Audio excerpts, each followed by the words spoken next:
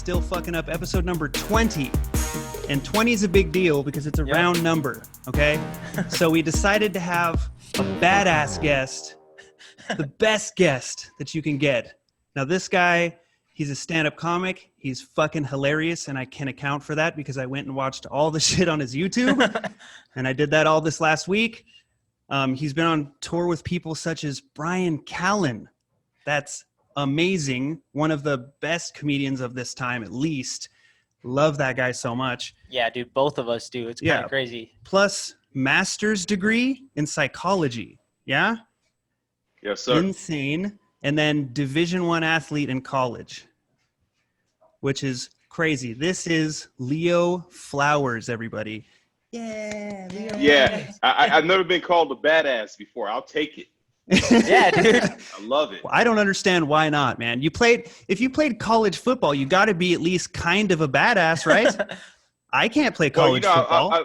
I'm also kind of a nerd. You know, obviously, you know, having a master's, I was that guy walking around with books and you know, reading Moby Dick and Crime and Punishment, you know, things like that. Shit. So, sports were definitely something that I love and still love. But also, you know, I also love to read and, you know, play some chess. Now everybody's watching Queen's Gambit. So I haven't seen it. Yeah, I haven't even checked that out yet. You haven't seen it? It's really good. It's really good. I've heard a lot about it. And so now we're playing chess and now that's the thing keeping me up at night. Yeah. Yeah, I did it for what college did you go to? Ball State in Muncie, Indiana. Muncie, Indiana.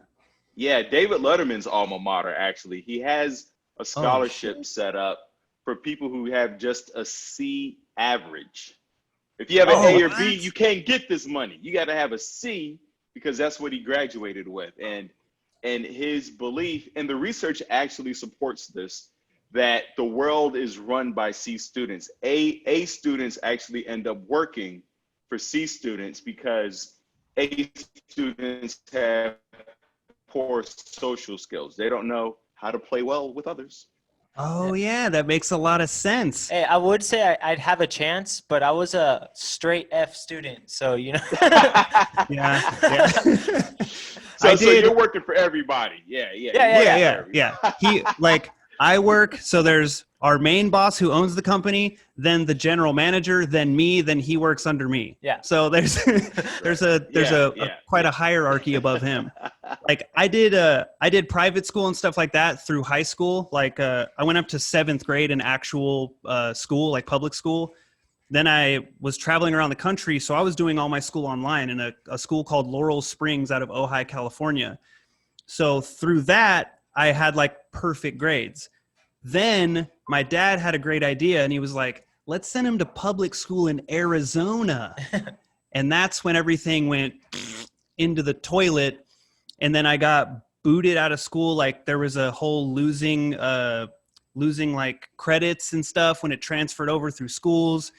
I got booted out of there with a 1.2 grade point average. And then I got expelled for wearing a shirt that didn't have nice things on it, I guess. They weren't appreciative of it, but... Hence the title of the podcast, right? Yes, exactly. The title comes directly from no matter how good we're doing, we're still fucking up. No matter what happens, there's still some fucking up. So was that... Because I when I was watching your comedy bits, you had the joke about the winning by a point, and that was the one you talk about having a 2.0, right? That was all true stuff? Nice. All very true.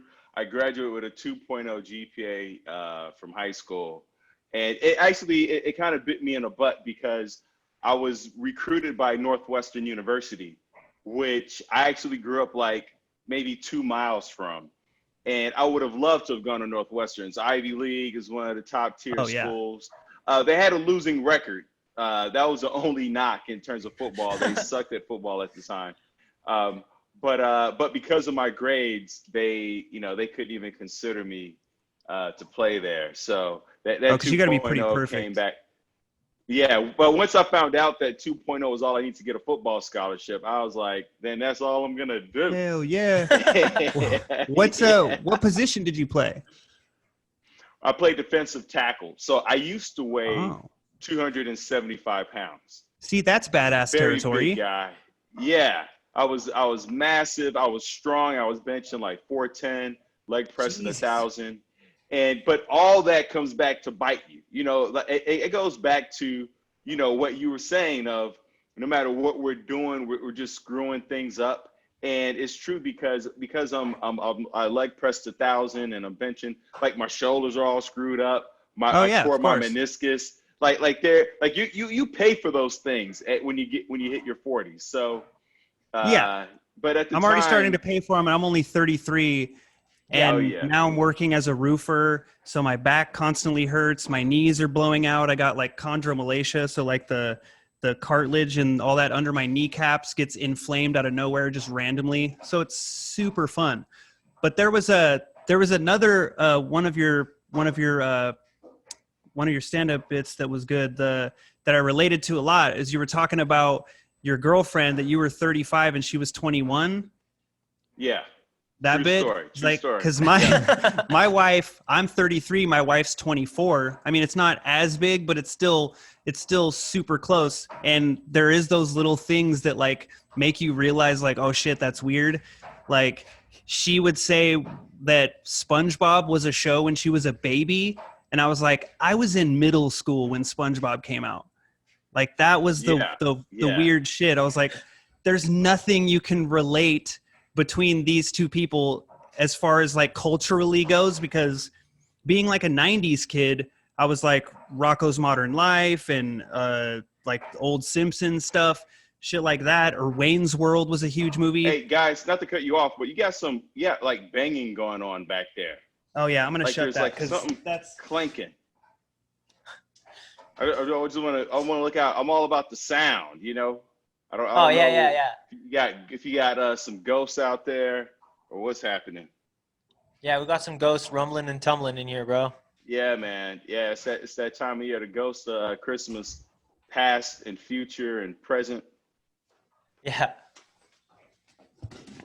Hopefully that's better. My wife knew exactly what was going on, and she was like, I'm going to throw a load in the dryer that has a bowling ball in it. For the first time, I think we're going to wash this bowling ball. I feel good about this. Fucking insanity. Oh, my girlfriend does the same thing. Like she'll wait till I start podcasting to run the dishwasher with all the things in there. Yeah. Just throw some marbles in there. Let's see what happens. Yeah. Yeah. My kid throws rocks in there. She's like, I don't want to bend down and pick that shit up. I just want to, just do the load. Who cares about the rocks? I like the look it gives the jeans. It's nice. Well, shout out to you, man. You're still married during this whole pandemic quarantine, and you have a kid who's still alive. I mean, yeah. A pat on the back for you, man. Thank you. Appreciate that. It's I can't lie. It's been super tough for sure. Like I've stayed steadily at work. Like I got coronavirus actually the end of October through the beginning of November. I had coronavirus, and it was really only bad for a couple of days. But the fatigue really lasted a long time, like probably 10 or 12 days. The fatigue was going on.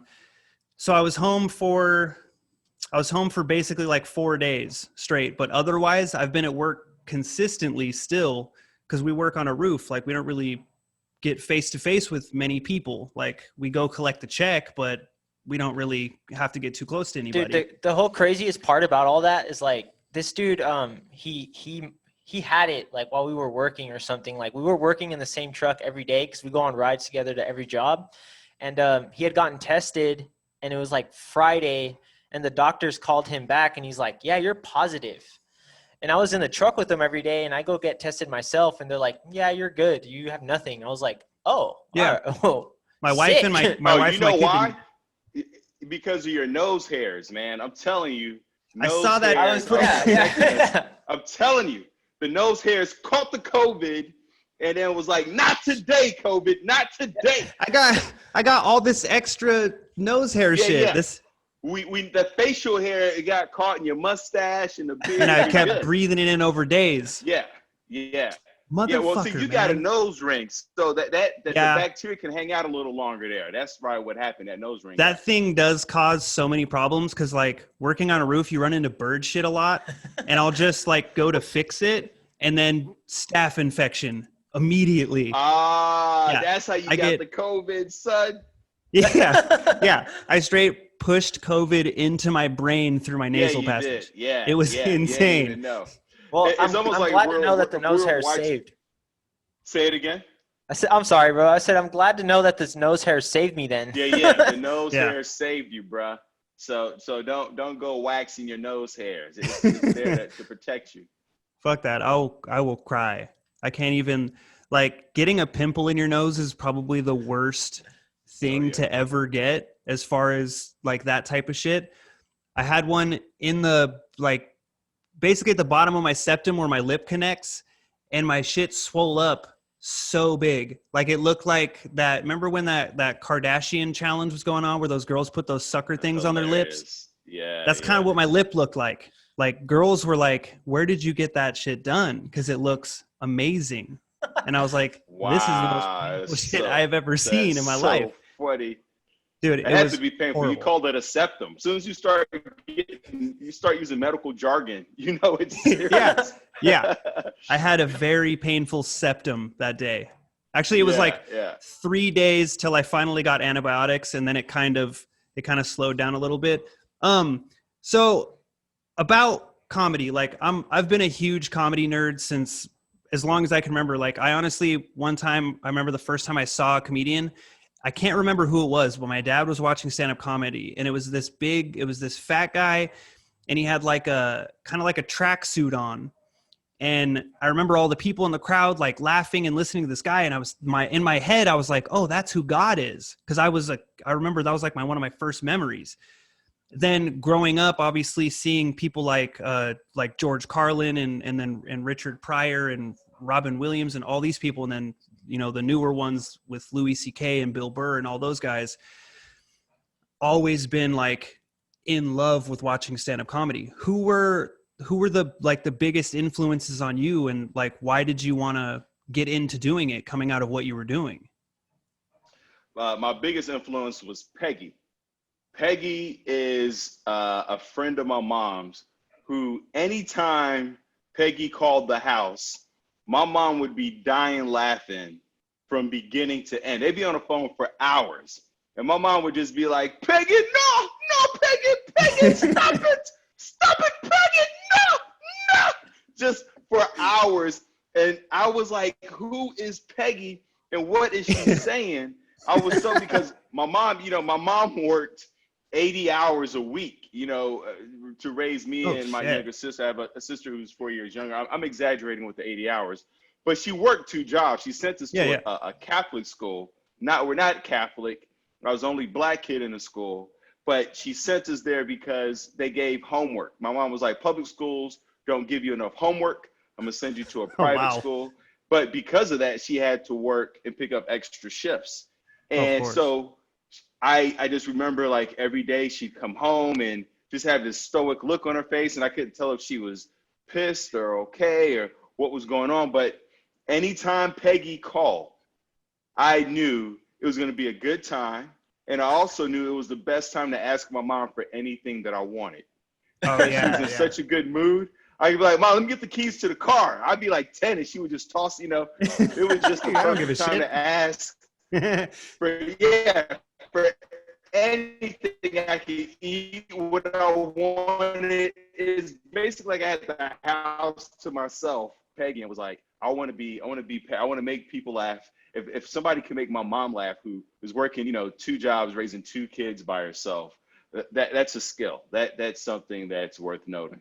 Oh, for sure. That's a gift. And there's always those people that are just sprinkled around the country that you run into, and you're just like, how are you not like the biggest comedian in the world? Because it's just people like Joey Diaz is one of those guys that Joey Diaz could just talk and tell a story, and you're just like, this is insane. Like, all of this is gold just because of the way he says it and the passion and the voice. Yeah, and the way he presents himself and all that. Like, it's so funny. Yeah. It's great stuff. Yeah, But I mean, like if he hadn't did all those years of drugs, his voice. Oh yeah. His voice was probably like, "Hey guys, how's it going?" And he starts doing the crack and the heroin, and now, now it's become a tool. Yeah, absolutely. Yeah, exactly. Cocaine and kidnapping will change, especially spending years in prison. It'll grizzle your voice a bit. Put a little vocal fry on you. Right. Like he has those deep grooves in his forehead. You know, he has stories in those lines. Like I have perfectly, complected skin. I clearly haven't been through enough. Like there's nothing but water and like unicorn tears in his body. That's all. It's just been good times and lotion. Yeah, it's always been amazing. I'm sure we're going to probably end up with some pretty craggly looking faces because we were both on hard drugs, heroin, meth. Earlier on, I was doing a lot of cocaine and stuff like that. And it was about a decade of between like pills, like Vicodins, Percocets, all those types of things, and then into actual like black tar heroin and going through all that stuff. Yeah. It took us a long time to finally get away from it. And then we finally got out of it. And then, the relapsing, it always happens. And there was like always for me, I could always see a catalyst for what causes the relapse to happen. And last time it was my grandmother was dying, and it happened so quick that she went from being like a vibrant 86-year-old woman to a person laying in a hospital bed in her home on hospice within like a matter of a couple weeks. And it's like the whole thing of not being able to process or deal with emotions. And like, I can't control when I'm going to start crying and having a breakdown over this stuff. So it's like I have to do something to just completely numb everything out. And it's obviously the worst possible way to deal with it because that always led to this like constant suicidal ideation that I'm just hoping that I'm going to do enough that I'm going to fall asleep and then I'm not going to wake up. And then it's basically living in a perpetual state of suicide. Yeah. For years. It took me up to 12 years to finally get clean and sober. And now I have a little bit over a year, and like all these emotions are starting to come back, the ones that I didn't have before because I was numbing myself. And now they're coming back and they just like hit me so hard and like. Yeah, and it's weird. But I do this, I'm like, I'm fine, everybody. Yeah, I'm okay. That's what everybody else says. They smile and then tears roll down their face. Well, because I also life coach now, and one of the things that I'm always drilling into my clients, drilling sounds aggressive, encouraging my clients to say Me too. is I'm doing my best. When somebody asks you how you're doing, you are always at all times doing your best. Even if you're doing black tar heroin. At that moment, you're doing your best, right? like I'm alive. This is the best I can do. Like the fact that you're choosing to do something, right? Some things came up for you. I love that you used the word catalyst. You could have said triggered or activated, but catalyst is such a great word. But at every moment, you're doing your best to be here, man. Even if that means you're binge watching Ozark. Or gambling on your cell phone. It's like I'm just trying to. If I could just get through this day and get through these feelings, I don't know how else to do it. I wasn't raised to learn how to cope with these feelings. The adults in my life were crappy at coping. So this is my best. This is how I've been trained. This is what I've witnessed. This is what's been modeled for me. And so we have to, when we realize these things, it allows us to have more compassion for ourselves. And it's because what happens is if we end up beating ourselves up, we actually make it worse. It's like, oh, I did a little black tar heroin. I might as well do all the black tar heroin. Absolutely. Like, you know what I'm saying? Versus like, all right, I did a little. We didn't do it all. Let's get back to roofing. You know what I'm saying? So Yeah. That's a great point. It's kind of this thing, like actually he was saying this the other day, that when he knows that he has a good thing going that could possibly fall apart, he'll do whatever he can to fuck it up on purpose. So he's in control of the the catastrophe that takes place. Yeah, like I set myself up for failure pretty much. Like just because I know things aren't like I know in my head that things aren't gonna end up right. So most of the time I'm like, well, I'm just gonna do everything I can to make it end on your terms. Yeah. Basically. Yeah. And it's also a way to kind of protect yourself, because it's like, I don't want this person to hurt me because it's happened before. So I'm going to do something that hurts them to protect myself. So it's all a lot of selfish behavior. And then when you go into rehab, they tell you to be selfish to get out of the situation. Because it's like, you have to worry about yourself and your well-being so you can, have compassion for other people down the road, but you got to get over this shit first. It's a dangerous game. It's so true. And I think that one of the things that we haven't learned to do is how to self-soothe, how to take care of ourselves in a way that doesn't hurt the other person, right? That doesn't read as selfish from the other person. Like right now, you're playing with your beard. And that's a very self-soothing technique, right? When people are anxious, they and it's okay. It's a good thing to do because that's a healthy coping mechanism. That's better than, doing crack or popping pills or drinking, right? Like to touch yourself. But, and of course you stop doing it because I brought attention to it. But notice what happened. Notice what happens when we bring awareness to our behaviors. We stop the behavior. So it's the same thing with if you're drinking or doing drugs, or you feel like yourself spiraling out of control or even sabotaging your relationship.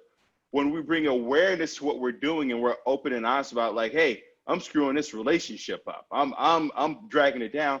All of a sudden that alleviates the burden of the guilt and the worry that we had about dragging it down. And then we go, all right, so how do I turn this thing around now? Versus the shame and guilt that we have from like, oh my God, I'm pulling this relationship down. I'm starting to relapse. I hope nobody finds out. It's more empowering to say, hey, I relapsed a little bit today. I did some drugs. Who's the guy? He has a podcast, Dak Shepard. He just Armchair had a relapse. Yeah, Armchair Expert. Mm-hmm. And he was open and honest about it. He did a whole episode about what led into the relapse, and he talked to his wife about it. And so it's the hiding of our behaviors that makes it trouble. I struggle with sugar and sweets. I was 275. You don't get there on a keto diet, So I was eating a lot. And so that habit is still ingrained in me. The issues are in the tissues. And so I've made it an intention and a purpose of any time I quote unquote relapse to binge eating, because that's what I have to really do. I have to just stuff my face to get to 275. I tell my girlfriend, I say, Michelle, today there was a day like a month ago where this is where I'm at with my binge eating, where I was driving home and I stopped at a 7-Eleven to grab some Pop-Tarts. I ate those Pop-Tarts in the parking lot, and then I drove to another 7-Eleven to get more Pop-Tarts and Oreos, and I ate those in the parking lot. And then I drove to another 7-Eleven and got like Pop-Tarts, ice cream, donut. I ate that. And then I drove to a gas station. I forget what I got at the gas station, but I did all of that in the span of like 30 minutes.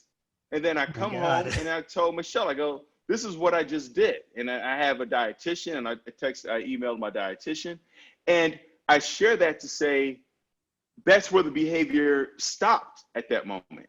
Like it could have easily been days of me binging and overeating and stuff. But because it was a small window and I immediately shared it with the people I felt connected to, I didn't feel shamed or embarrassed by it, And I was like, okay, that was a thing. It happened. We could look at, what triggered it. I didn't get enough sleep. I was a bit dehydrated. I was really stressed. I had a long day. Okay. So we just know we got to hydrate more. We have to, all these things that are within our control. So we don't feel like we're out of control all the time. Oh yeah. It's funny how like when people explain it like that, because like my wife has issues like that. She's always had issues with her weight. She's on the keto diet now. And it's like every so often I'll just see like the package of Oreo cookies out on the counter. And then she'll call me later while I'm at work. And she's like, I just ate a whole sleeve of Oreos. I'm spinning out of control. And it's, for me, sometimes I know it's a little bit insensitive because I've never had the issue with food because my issue is always something else.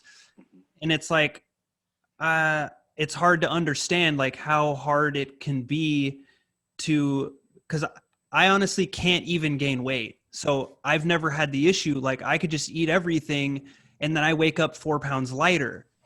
So it's nice to hear an explanation like that. Cause it's like the way that you broke that down was like, okay, I went one day and bought weed. Then the next day I was like, weed's cool, but cocaine's pretty sweet.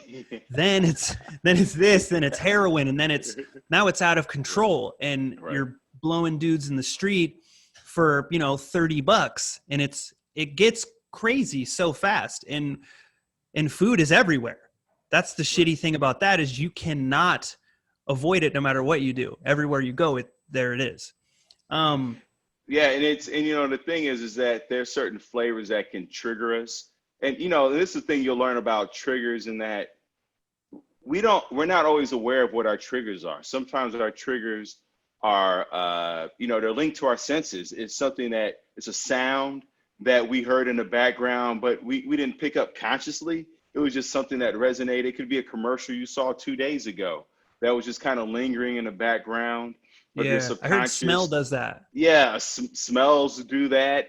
Taste, touch. You can watch watching TV. A lot of our behaviors are linked to anxiety. And the thing with television and movies is that they're built to induce anxiety. What's going to happen next? Are they going to live? Will they survive? Will they get together? Are they going to open that door? Absolutely. Yeah. And so it can definitely trigger. So what people don't understand about emotions is that emotions trigger other memories linked to that emotion. So if you say like you were doing drugs out of a feeling of loneliness, right?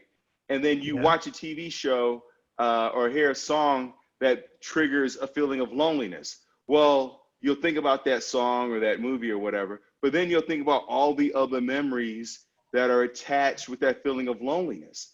And then boom, now you're right back to doing the drugs again because that feeling was one of the triggers for that's why like people who struggle with bipolar disorder, a lot of them can't listen to music because music the purpose is to induce emotions.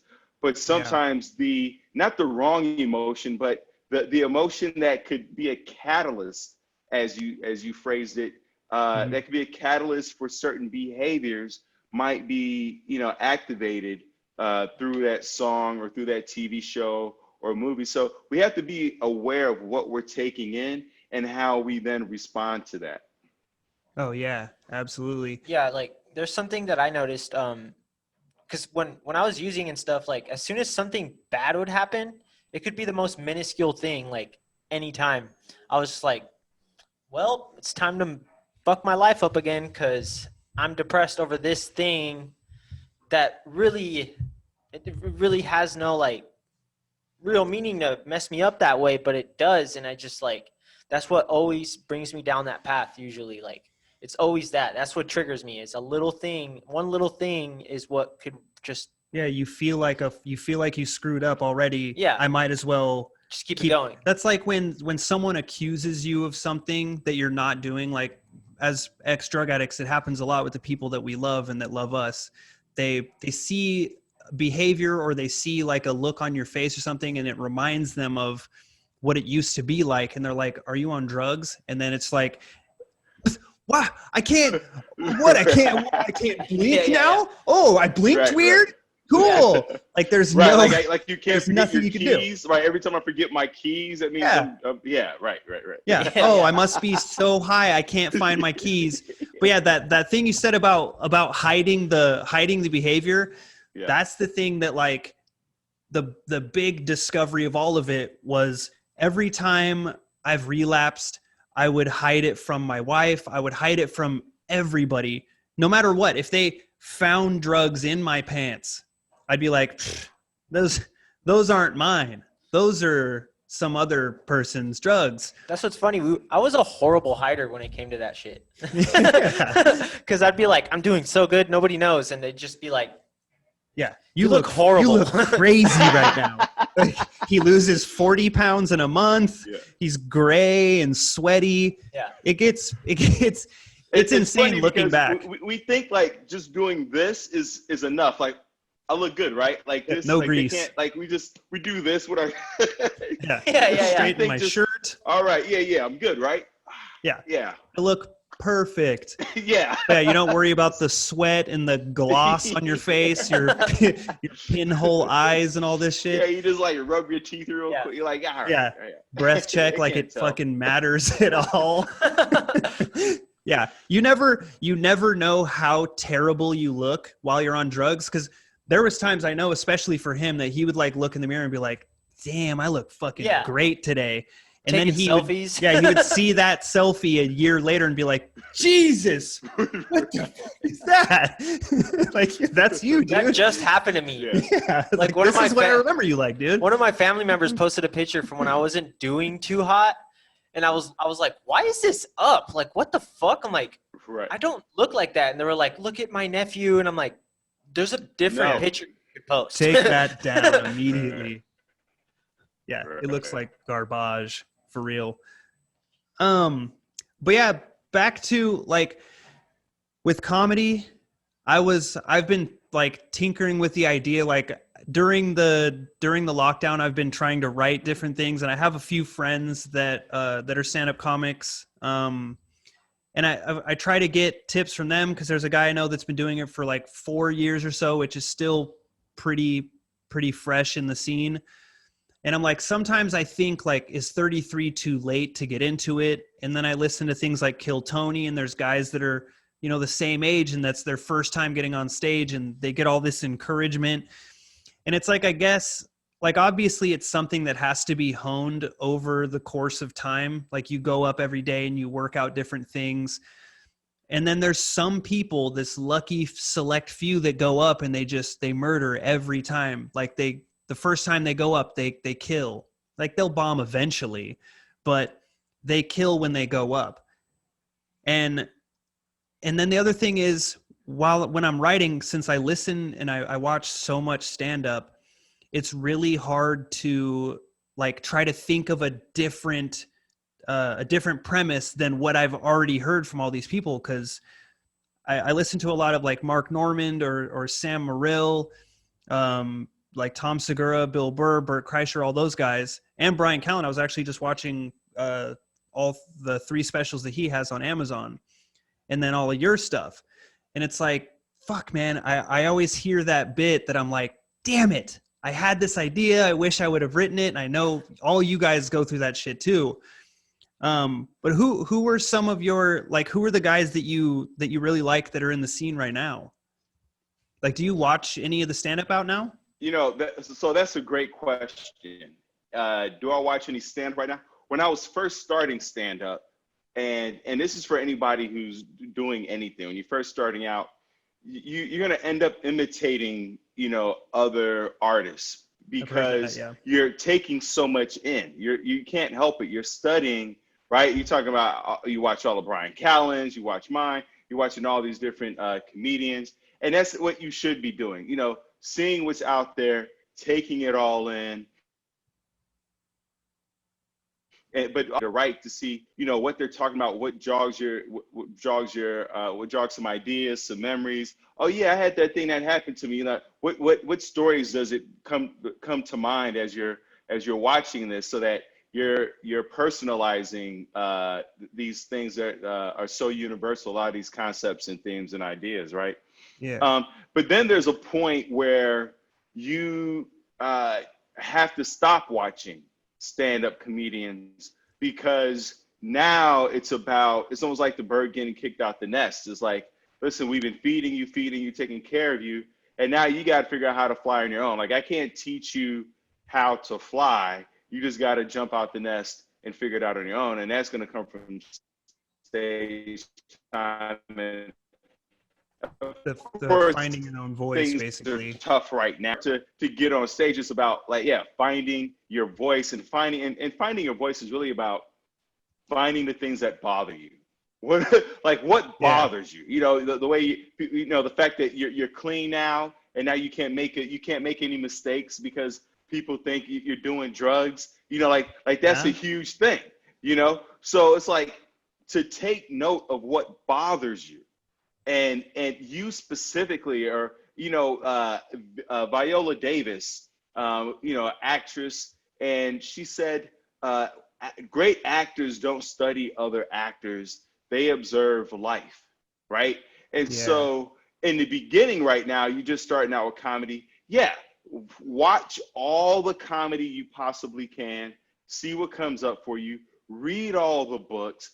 Be a student. Put yourself through a university of I'm going to watch all of these specials, the good, the bad, the international, all that stuff. Give yourself a time frame, especially now with the quarantine. You're not going to get enough stage time to find your voice anyway. So this is the time to be a student of the craft and understand it, not just what's happening today, but where it started from. Study, to me, stand goes back to court jesters, where they had to make the king laugh and the people laugh without the king cutting off their head and without the people stoning them to death.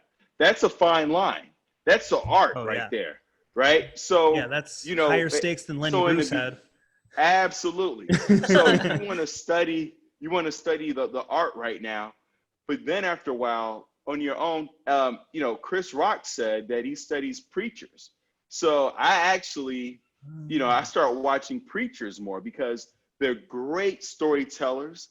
They have an amazing through line, and they are constantly repeating what the message of the ministry is, right? And they have a certain stage presence, and the great ones are funny. They're funny. They're engaging. They're interesting. So and I know some comics, they study rock stars.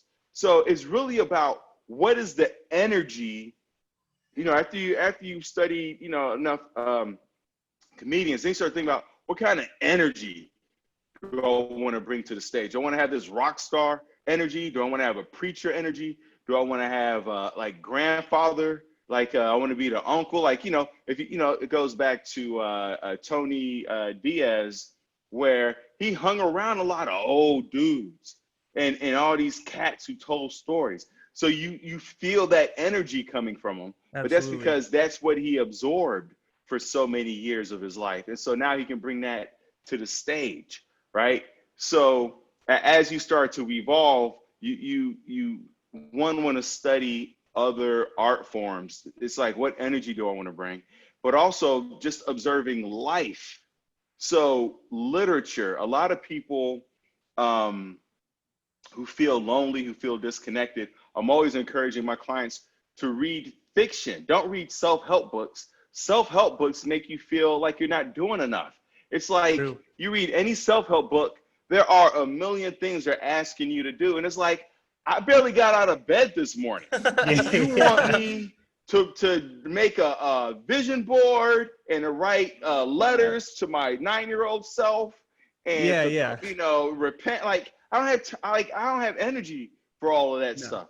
But when you read literature, when you read biographies, what you get is this idea of what it means to live life, because they're taking you through a beginning, middle, end.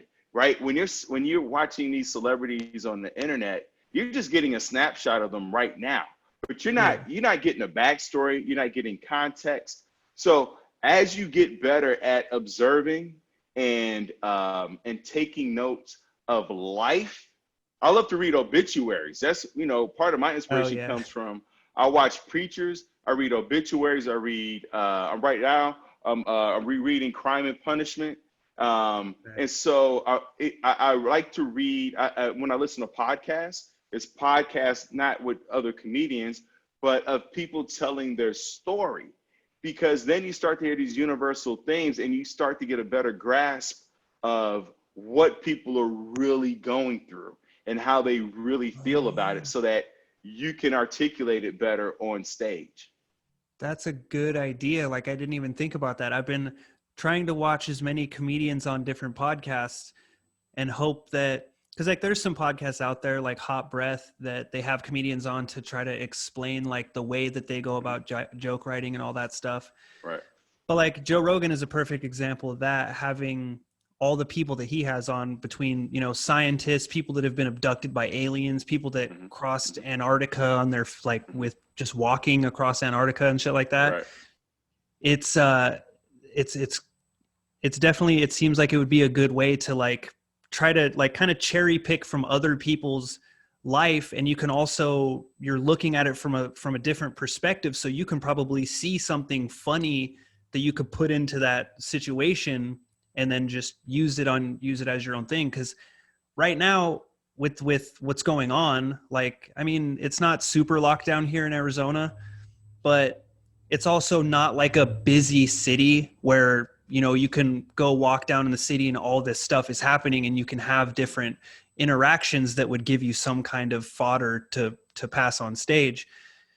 So a lot of it is like me trying to think of like things that happened in the past, and then, or just trying to make up stuff. But that's where it becomes super difficult, because then it's like, I'm not using my voice. I'm not being true to myself. Because some of advice that I've gotten was, at first you want to try to tell more true stories and try to make them funny.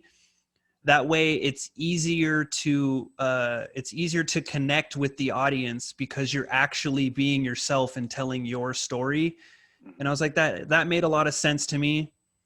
And back to what you were saying, actually, with the whole rock star energy, like Sam Kinison obviously was a big one that was along those lines. I've been a musician since I was 13 years old. I've played in a bunch of different bands. I've done shows all over the place. I've played drums or been a vocalist.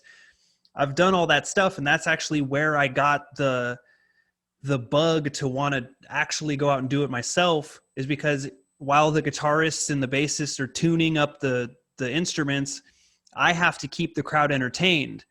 So I would just do like banter, like crowd work, basically, with the people that were in the audience. And then when I got people to laugh, that felt better than people applauding my vocals for the songs.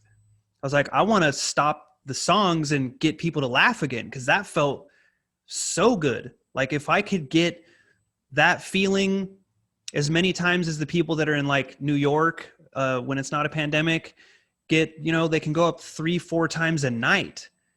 And when you're getting that great feeling, it has to override the bombing, which feels terrible. Let me ask you this: why did you get married?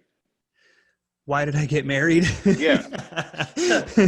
Well, that's a tough one. I never really loved the concept of marriage, and I had always said from a decently young age, like 19 probably, that I would never do it. And then I was in jail for basically the end of 2016 and then all through 2017 until September 2017 was the last time I was in jail. And this, my wife, she was my girlfriend at the time when I went in, she was like the only person that had stuck with me through the whole thing. And she put money on her phone so I could call her from the jail every single day. She would come to visit me all the time. And it was kind of just that thing that, like, this, I had a girlfriend the first time I got arrested. I had a different girlfriend, and she was loyal to you. Absolutely. Yeah. So why is loyalty so important to you? I guess it stems from when I was 13, I had a friend who lived up the street who was my best friend, and he was 16 at this time. I was at his house and he was like depressed about like a girl, or his parents like had just divorced and all this stuff was going on in his life. And then I was leaving his house, he shot himself. And so I was in his house for that moment.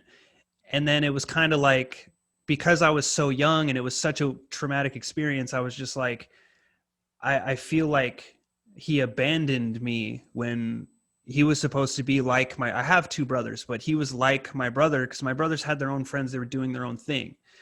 This guy was like, he was everything to me at the time because he was a role model. He was an older kid. So I think that's where loyalty became such a huge thing, especially with friends. And that's always actually been a problem. But why was abandonment such a big deal for you? Because you talked about with your wife was loyalty and with your friend was abandonment. Why at the age of 13 was abandonment a big deal for you? I think it's because I felt like my dad was there, but the issue was like he was with my mom. Like they were married, but my dad's job, he was gone for 85% of the year. So I never really got to see him. And I feel like that's it. Cause I remember being a young kid and like the night before my dad had to leave and go back to the job for 4 or 5 months at a time. And I wasn't going to see him. I remember just crying in my room and him coming in and being like, I have to go, it's work. And I guess I had resentment for that. And that's kind of where, that's the only thing I can think of that would have built up from that. Any kind of abandonment. And so you talk about resentment. Yeah. Why did you feel resentment towards your dad? I know you talked about, he wasn't really there, but why else? What about him not being there caused you to feel resentment? Well, when my mom now is the greatest person ever, like she's a hospice nurse and I love her. Back then it was scary at times. She had premenstrual dysphoria disorder or something along those lines. And it just became a scary situation many times. I don't know what that is. It's kind of like what, I don't know if it was Andrea Yates, the one that drowned her kids. She drowned like 5 kids in a bathtub. That's what she had. Wow. So I had those types of issues and I mean, there was other things like just witnessing things that a child shouldn't see and just being kind of scarred by that type of shit. And it was like, my dad's not here and I feel like he should be. And I wasn't old enough. You felt unsafe with your mom. I did at a time. And now it's 100% different. Like I can't even picture her the way she was back then because of how she is now. She made a complete 180. Like it's quite amazing. And so that's your whole hour right there. Right? You just wrote an hour. Yeah. Now I just have to make it not depressing. No, but it's fascinating. You just have to be interesting. Oh, that's true. That's all people care about. People come to laugh, but they're really there just to forget themselves. And they don't care if you make them cry, laugh, get angry. They don't care how you do it. Like when you go see a movie, you pretty much know what the movie's going to be. Like a Batman's going to be action. This is going to be dramatic, whatever. But you don't know what you're really in for. And, many times I watch the movie like, damn, I didn't think I was going to cry at the end of this thing. Or I didn't think I was going to laugh so much, right? So that's how you click through your set is you start off with where you are right now. I'm married. This is my wife. I have a kid, blah, blah, blah. And then you go through, she was loyal to me. I was in jail. What was jail like? How scary was that? What'd you go to jail for? Did all the things that we watched on Oz happen to you in jail, right? First, we want to hear about your marriage, where you are, and then what happened right before that. And then, I did a lot of drugs, because my dad wasn't around. I felt abandoned, when you're abandoned by your father and my father was always off running around. So I was doing drugs. All right. What kind of drugs did you do? What kind of experiences did you have on the drugs? How are the drugs different? All that shit. And then it was like my dad wasn't around. And then I saw I was left with my mom. And my mom was crazy because, she had that shit where the lady killed 5 of her kids. I thought my mom was going to kill me every night. So I didn't sleep for like the first 18 years of my life. I was like doing push-ups and chin-ups and shit. I was like, I didn't know when she, and so all these things inform your comedy.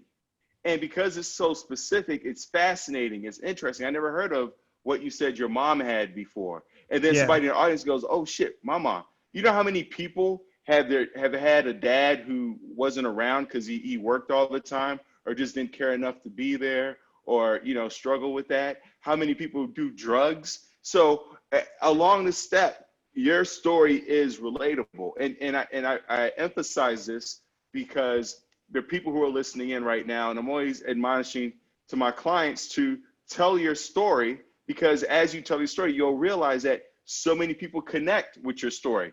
You know, like my father wasn't around either. My father had two families. I was a North Side family. He had a South Side family. And that South Side family, he was married and had two daughters, and that was his primary residence. So I saw my dad maybe on the holidays, maybe on my birthday, right? And so I can relate to that. You know, my mom, you know, I wasn't worried about her necessarily killing me, but I got beatings as a child. I wasn't punished. I didn't get consequences. I got beatings, electric cord, things like that. So there's that I relate with that feeling of wanting to feel safe. And anytime I'm in a situation where I don't feel safe, I recoil and I feel small and I shrink away. So it goes back to, you know, you and your wife, like your wife's addiction is, you know, Oreos, and yours is drugs. It is the same thing. Addiction is the CEO of Zappos, right? When you read about him, he had an addictive personality, and it didn't matter what it was. He was addicted to ideas, starting businesses, working out, walking around barefoot. The dude was just addicted to anything, drugs, sex, money. It was, and then it all just came to a head, unfortunately for him. So addiction is addiction. Loneliness is loneliness. It doesn't matter if I feel lonely because of this movie, or I feel lonely because of the relationship, or, you know, what is causing it. The emotions don't care what's causing it. It's still the same. So you just wrote an entire hour, and because you're so specific, the audience can relate. Every drugs, daddy issues, mommy issues, being married and you're young and there's an age gap difference. There's so much there. There's so much there.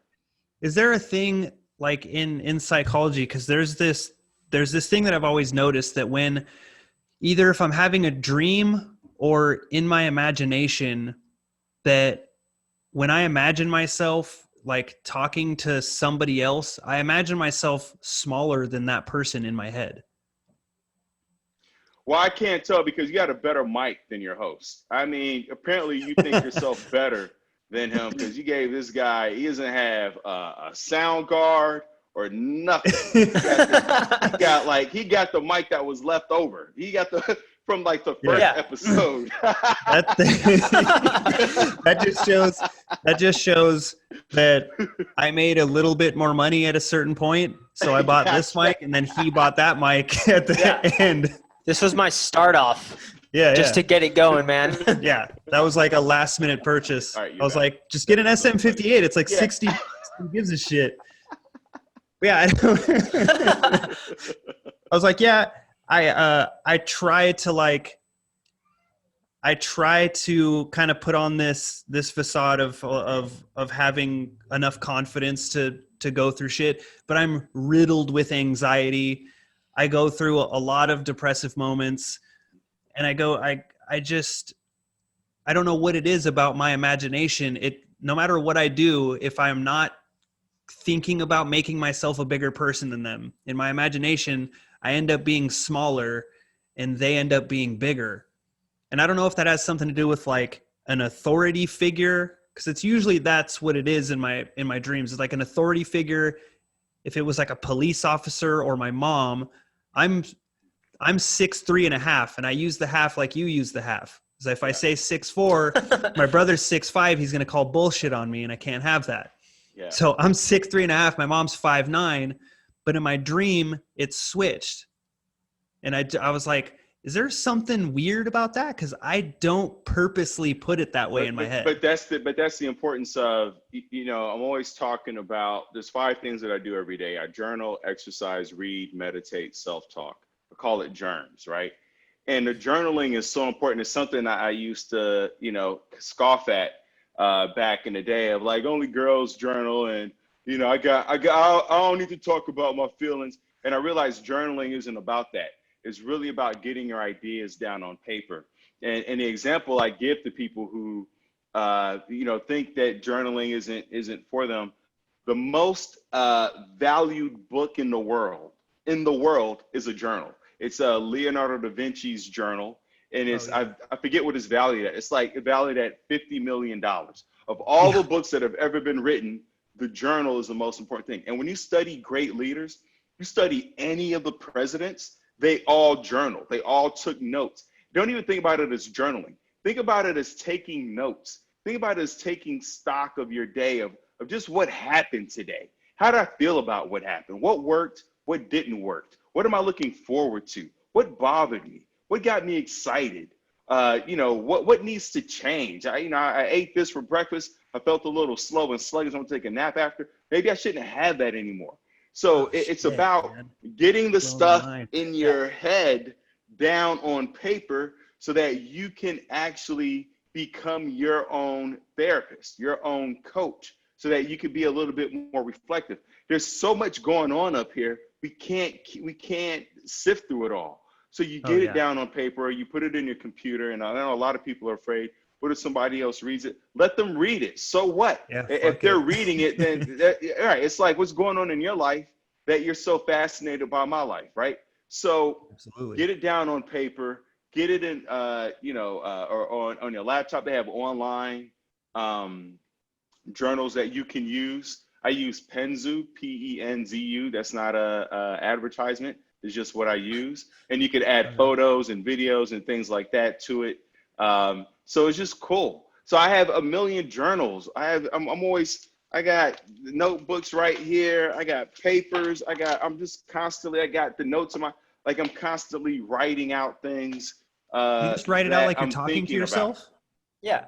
It varies. There's some days where I'm like, writing the same thing over and over again. Like, this sucks, this sucks, this sucks. Why'd I do that? So, sometimes I write on paper because I want to write it. I'm really like the feeling a certain way about a thing. Yeah. Sometimes I have it on a little notepad. I got papers all over the place, right? Like it doesn't stop for me. So it's a question of, what am I really feeling? Am I really feeling like I need to express myself? Or am I really feeling like I just want to sit down and just kind of go over the day, And so on those days, I usually type those out of like, what happened today? Because you'd be surprised at the end of the day, all the things you've forgotten about. You're like, holy crap, I forgot I did that today. That felt like it was like 10 years ago, Yeah. So yeah. And then it helps with your memory, right? Because you start to remember things, and it starts to, oh yeah, I forgot about that.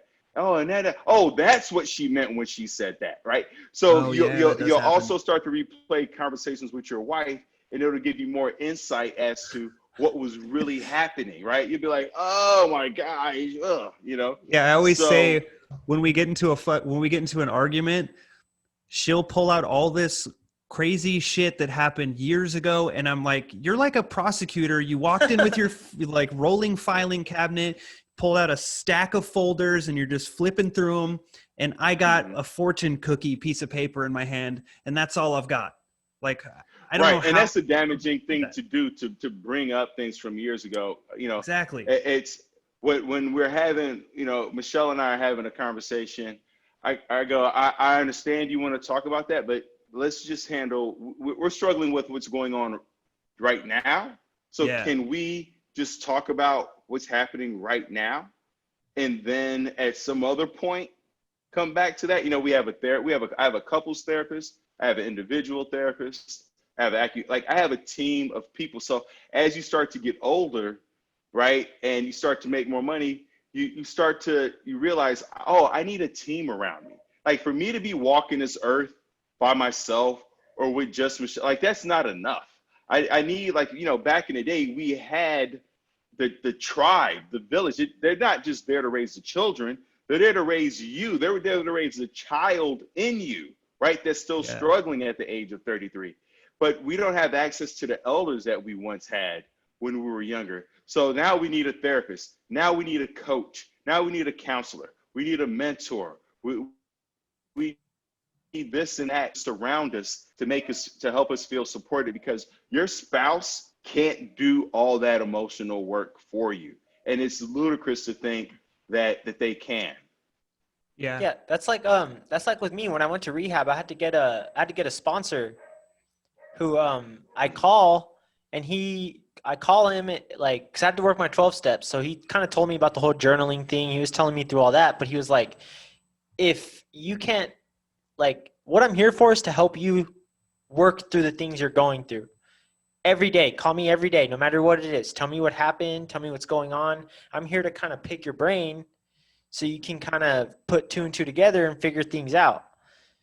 And like, that's something that, you know what I mean? I didn't really believe in all that before, but once I got my sponsor and I talked to him and he kind of worked me through that stuff and I talked to him and let everything out, he's like, well, dude, you should have done this a little differently, or maybe this will help if you do it this way, or maybe, you know what I mean? Just certain things like that. But that's kind of the way I have it in myself, like in my personal life.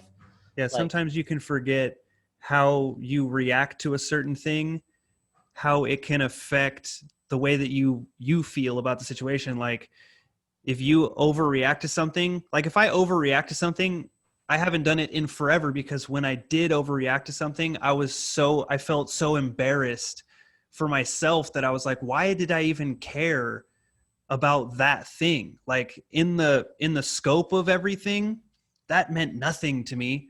And I overreacted to it. I could have just been like, okay, whatever, who cares? Because I didn't. But it's like a weird pride thing. And pride is like the hardest thing to try to get rid of, like the ego that exists to try to get rid of that thing. It's like, it's because they're so entangled in your mind. Absolutely. You know, one of the things that I love that you said in terms of like, what can I do differently, is it's so imperative that we don't view our behaviors as good or bad, right? Yeah. The angel over here, the devil over there. Like there's a lot in between, in the middle, right? Like, and so to get comfortable with the nuance and to instead look at our behaviors as, all right, what worked, what didn't work, what can I do differently so that I have a different outcome? That happened today, but now let's look at tomorrow. What was effective? What was ineffective? What moved me closer to my goal? What moved me further from my goal?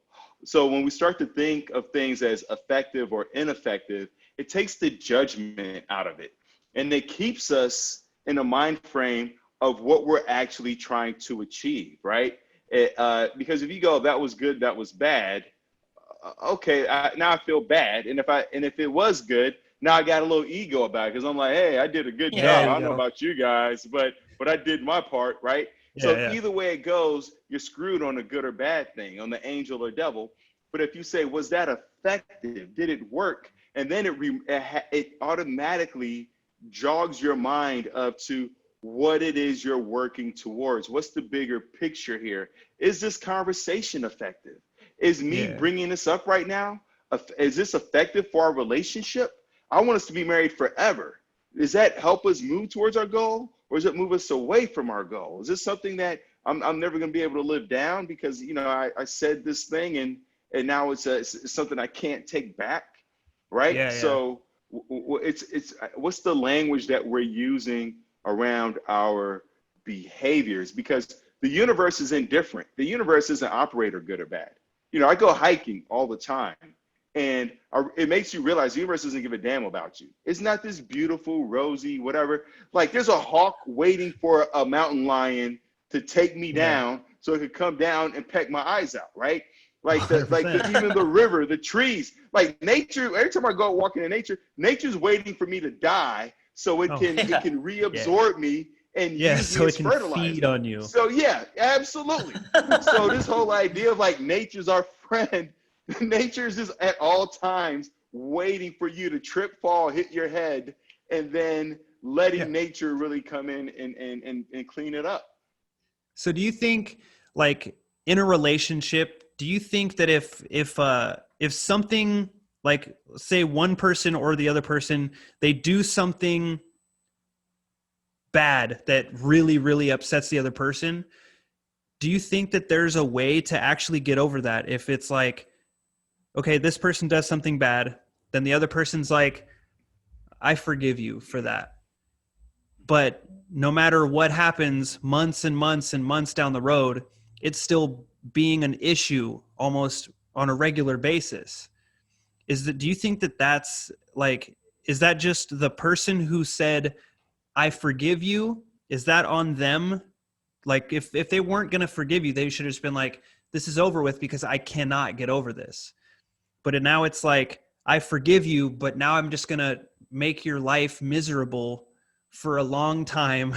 And I might never forget this. And it's just always going to be this way.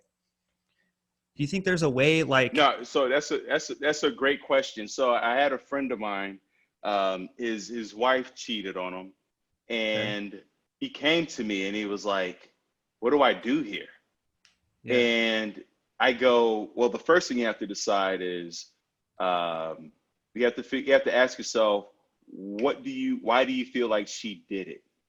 Do you feel like she did it because she's an evil person who doesn't care about you and wants out of the relationship? Or do you think she did it because she misses you and you're not showing up and providing for her needs? Because he worked all the time and he works a lot and rarely home. And then when he's home, he kind of checks out, that kind of thing. So it's like getting back to the source.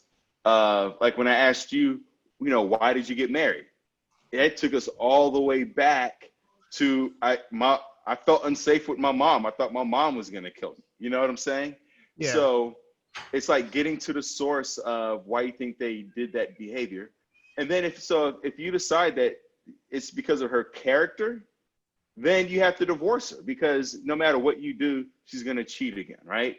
But if you think it's in response or in reaction to her, like she's tried every other means of trying to connect with you and you have been unresponsive, and this is her way of getting your attention, well, now you have something to work with. Because, I used to substitute teach, and you would have kids who would act out just so that you would give them eye contact, just so you would, somebody would put their hand on their shoulder. They just wanted physical contact, and they didn't care if that meant if it was through balled up fists or a hand on the shoulder. They didn't care how they got it, right? So, and the same thing is, and if you decide that she was trying to get your attention and there are just some things that she has been trying to communicate to you about the relationship and how she's feeling, now you have something to work with. And then you have to, at the same time, you have to let go. You can never bring up the infidelity again.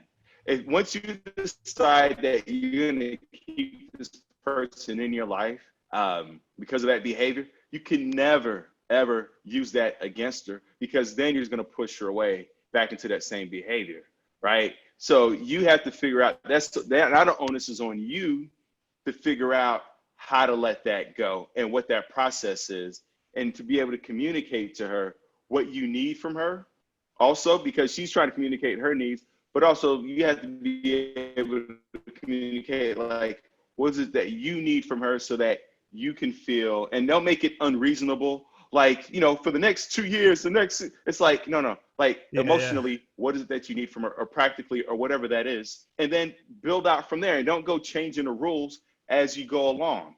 Like, have a duration path outcome, meaning, have a window of like, this is what I need for the next 4 weeks. Or for the next 3 weeks, or whatever, or maybe from now on, depending on what it is. But I hope that answers your question. It's like, if someone is unable to let go of something that's happened in the past, then you have to decide, like, is this a relationship I want to stay in? Because maybe that person couldn't wait to get something on you so they could hold it over you, and that's part of their character.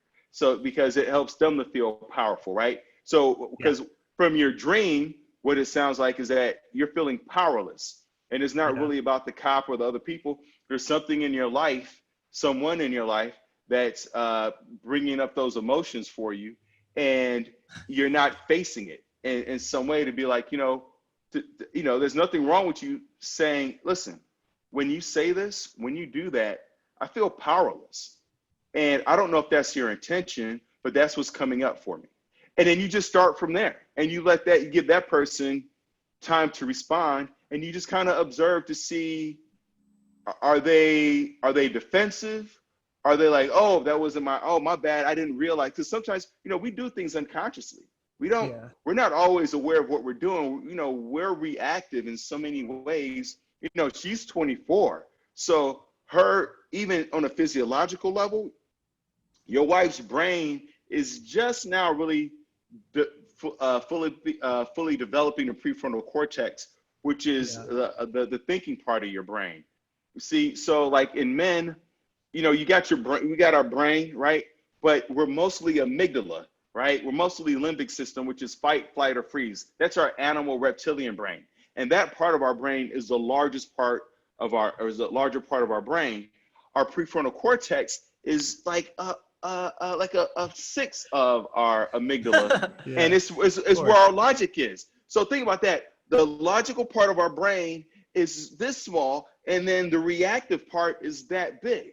So in men, the prefrontal cortex isn't fully developed until we're 25. And in women, it usually happens around 20. Now, if there are drugs involved, if there's physical abuse involved, that could take longer. And and maybe it never fully develops because of all the head trauma. You look at athletes, CTE, if they played, pee-wee football, high school, college football, it may never get fully developed. And then they're always kind of in this reactive state.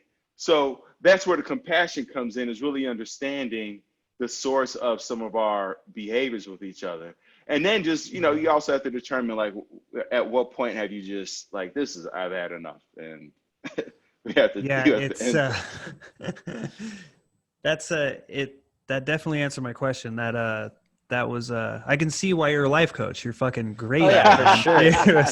You're a very, very smart man. Thank you, guys. I do have to go. Totally get it. But I appreciate the time. Did you have like a last question? I could take one more question or thought, or. Did you have anything? I was just wondering, like. Oh, do you want to ask about the psychedelic thing? Yeah, I wanted to ask you something too, like, cause you mastered in psychology, so I wanted to see, you know how they're doing the studies now with psychedelic experiences. Like, I don't know if you have any experience in the psychedelic drugs themselves, but have you read anything that kind of tells you, like, or shows you that there is proof that something like that can help? Because I've been reading a lot about it, and I was just wondering. It says it helps depression, I think. Yeah, it helps with your emotions, like depression and PTSD and stuff like that. I was just wondering. So I have zero experience myself with psychedelics. I haven't tried any. The harshest drug I've tried is I've smoked weed. I had a gummy. I had a gummy at a high altitude. Bad idea. I had 4 gummies at once in Oregon. Such a horrible experience. Anyway, but so I can't speak completely. My experience has been, and I'm just talking for me, and this is not based on research. My experience has been is that the mind is powerful enough to work through these things. There's been studies on meditation, and people who meditate long enough start to have hallucinatory experiences. They have psychedelic type of experiences, to the point where some of them, because they go on these ultra meditative experiences where they're doing it for hours, which I don't recommend for anybody. They kind of don't come back. The mind itself can generate these experiences if we're willing to sit with it long enough. And so we don't have to reach and grab for this drug or that thing or that thing. If it was something that we needed, it would be everywhere. I tell you what is everywhere: water. The earth is 70% water. So water, well, you look at what's everywhere. That's what we need: air and water and land. Like those are the things that we need to thrive on. And then everything else is internal. So we know that with our mind. That's why you see Buddhist monks who can set themselves on fire and not be like, they could just sit there and burn to death, because that's the power of the mind. Now, they might be on something that we don't know. I don't know. But that's true. From what I know, they're able to set themselves on fire. We have human beings that can hold their breath for 11 minutes. So the like body David Blaine. is, the body is capable of remarkable feats that don't require any type of drugs. Remember, our body is full of chemicals already. It's full of dopamine, serotonin, oxytocin. All these chemicals are just floating around, and there are different ways for us to activate them and trigger them, and so that we can use them for the state that we're trying to seek. But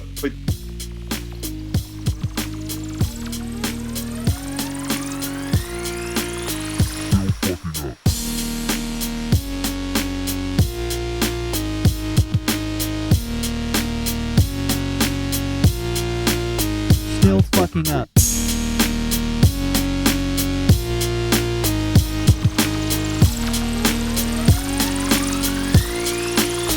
Still fucking up.